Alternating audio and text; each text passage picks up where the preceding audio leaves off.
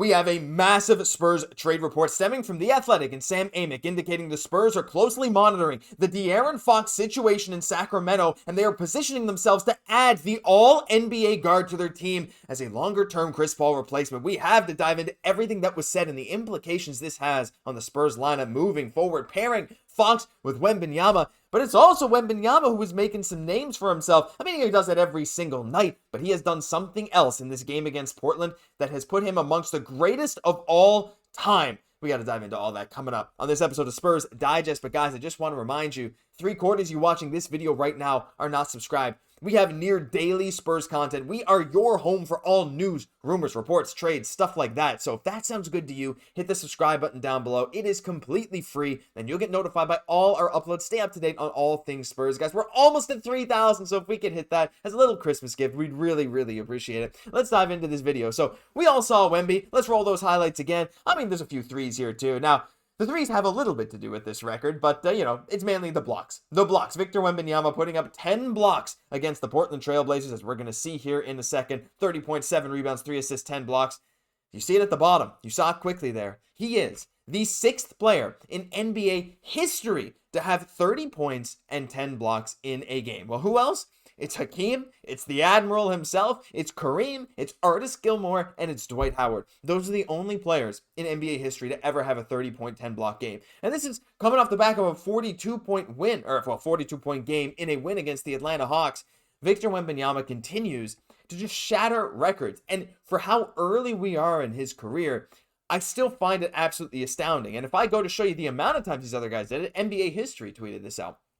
As we see, he's the 6th player. Hakeem's done it 5 times. D-Rob's done it 3 times. Those are the only guys who have done it multiple times. And you have to imagine that Wemby is inching his way toward having another one at some point in the next 15 years, right? This dude is so early in his career right now to have these kind of numbers. But it's not just this. Also, if you look at the list of players who have even had a 10-block game in the last 25 years, in the 2000s, how many players have had 10-block games? Well, there's a number of them, but how many of them have had more than one?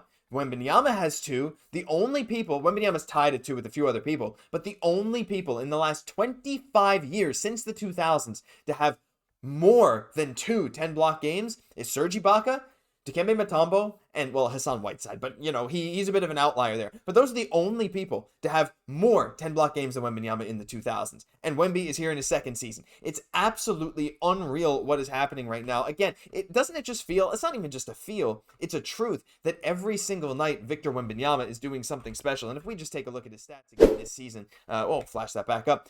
He's up to almost 25 points a game. He's at that 10 boards, 3.8 blocks per game. There's a world where he ends up surpassing those assists again and gets more blocks than assists. I'm sure that'll probably happen. We actually don't see the free throw percentage here, but that's been one of the biggest things for him this season. That free throw percentage going up is a big indicator of his three-point shooting long term. The efficiency is probably still not where we'd love it to be, but it's not bad. 48% from the field, 35% from 3. For a guy that plays a lot of his time on the perimeter, and his advanced metrics as well. Just want to point out that his advanced metrics very much paint him as one of the best paint scorers in the league already. But as we all say, right, getting him those 3-point shots this early in his career is going to pay dividends down the road. So he's not having to learn it at a later date. We know he can score on the inside. This is the time where you can still feel free to experiment a little bit with what he's doing. And it's absolutely unbelievable. In this experimentation era of Area 51, he's still doing this kind of stuff. 6th player ever to have 30 points and 10 blocks in a game. I feel like we don't grasp just how insane that is. But let me know your thoughts on that down below, because that's just a crazy thing. But we got another crazy thing to talk about. And this is about De'Aaron Fox. And De'Aaron Fox is one of my favorite players to watch in the NBA.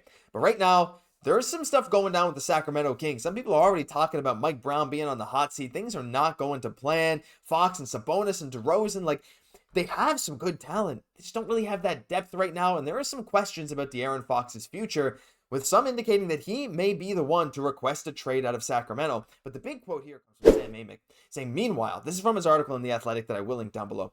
Meanwhile, rival executives are monitoring the Fox situation closely, and league sources say that one team in particular, the San Antonio Spurs, is positioning itself to pursue the Houston native as a possible partner for Victor Wembanyama should Fox become available. Now, it's not a guarantee as of yet that De'Aaron Fox will even become available. As we take a look in the article, they said the Kings' beam isn't burning as bright as it was 2 years ago when Fox and Sabonis led the group that broke the franchise's record playoff drought. But now the prospect of him declining an extension again this summer or telling them ahead of time he plans on doing so would inevitably force them to consider trading him rather than losing him for nothing in free agency 2 summers from now.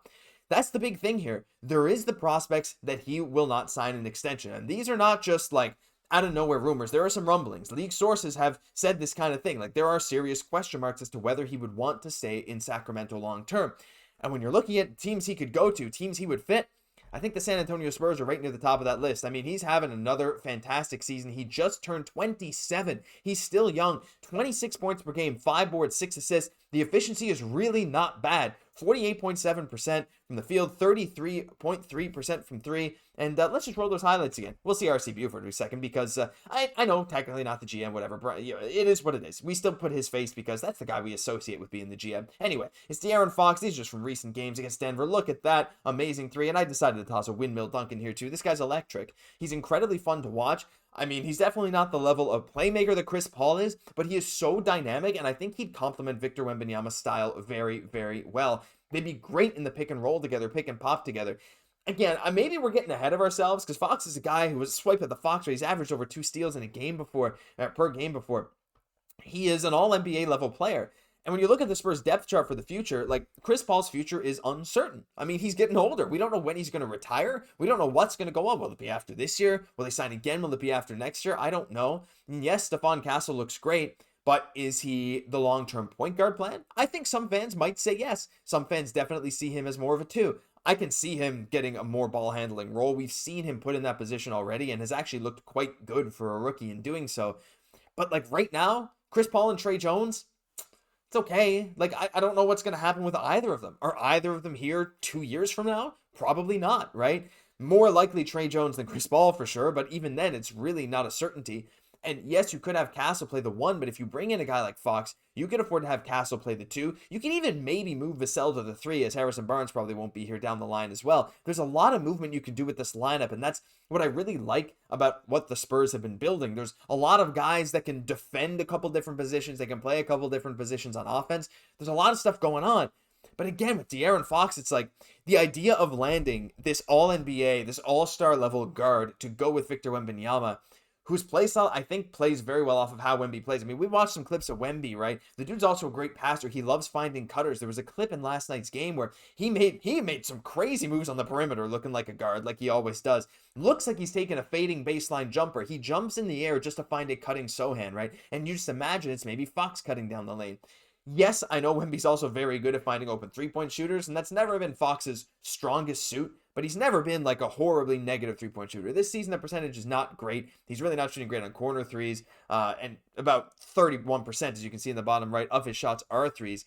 But man, the idea of him joining the San Antonio Spurs and joining Victor Wembanyama long-term is something I can't get out of my mind. Probably just because I like watching him play, but I think just again, the idea of bringing in one of these all-NBA level guards to pair with what we have already, a guy that's like, he's not over the hump. The dude's 27, right? He's still young. The idea that Sacramento would be willing to trade him is crazy to me, but it makes sense, right? It's crazy that the Spurs could even be in the conversation, but the big question then is, what do the Spurs give up? At that point, it depends what Sacramento's willing to do, because they still have a lot of talent, right? They still have Sabonis, they still have DeRozan.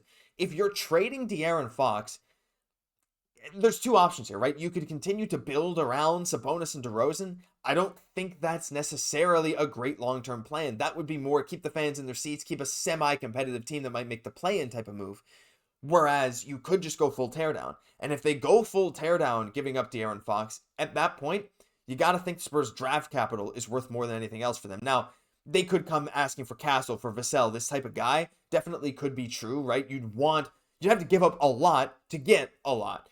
But if he ends up forcing his way out, I know this is still kind of speculation, you never really know, right? You never know how much leverage you'll lose with that. But I'm not going to go too much more into what the trade could be, what it would be, wouldn't be. The Spurs have the draft capital and the young players to make something like this happen. And I'm curious what you guys think about De'Aaron Fox. I love this idea because I can just see that pairing in my mind for years to come. But maybe some of you don't want that. Maybe some of you want to just let Castle blossom into this future point guard of the organization. Maybe some of you want I don't even know. Maybe someone else that's not De'Aaron Fox. I'd love to hear all your thoughts down below. But that'll do it for this episode of Spurs Digest. If you enjoyed, leave a like, comment, and subscribe to the channel. Like I said, it's completely free, and 3/4 of you watching right now still haven't done it. So we'd really, really appreciate it if you did. I've been your host, Josh Gosse, and I'll catch you in the next one.